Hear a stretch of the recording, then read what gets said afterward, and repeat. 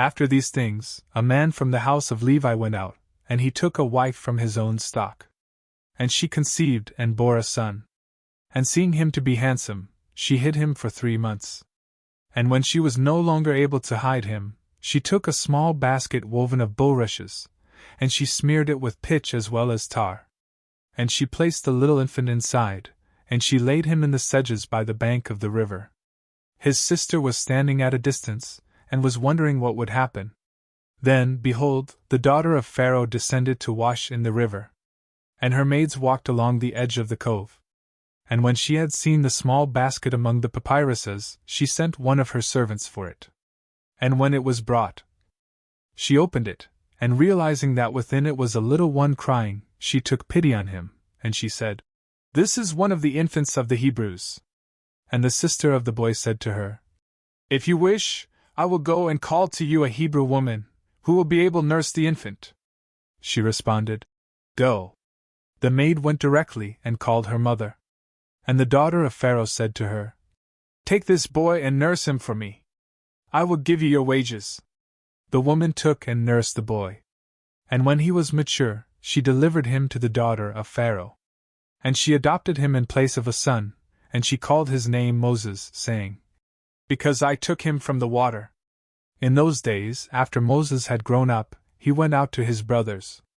And he saw their affliction and an Egyptian man striking a certain one of the Hebrews, his brothers. And when he had looked around this way and that, and had seen no one nearby, he struck down the Egyptian and hid him in the sand. And going out the next day, he spotted 2 Hebrews quarreling violently. And he said to him who was causing the injury, "Why do you strike your neighbor?"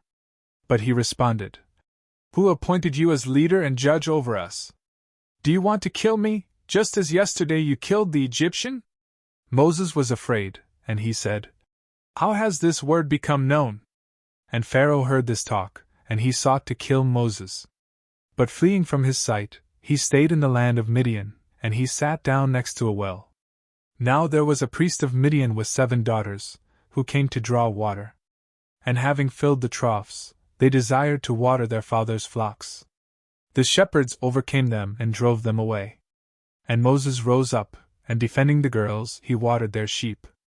And when they had returned to their father, Reuel, he said to them, "Why have you arrived sooner than usual?" They responded, "A man of Egypt freed us from the hands of the shepherds. Moreover, he also drew water with us and gave the sheep to drink." But he said, "Where is he? Why have you dismissed the man? Call him, so that he may eat bread." Therefore Moses swore that he would live with him. And he accepted his daughter Zipporah as a wife. And she bore a son to him, whom he called Gershom, saying, "I have been a newcomer in a foreign land." In truth she bore another, whom he called Eleazar, saying, "For the God of my father, my helper, has rescued me from the hand of Pharaoh." In truth, after a long time, the king of Egypt was dead.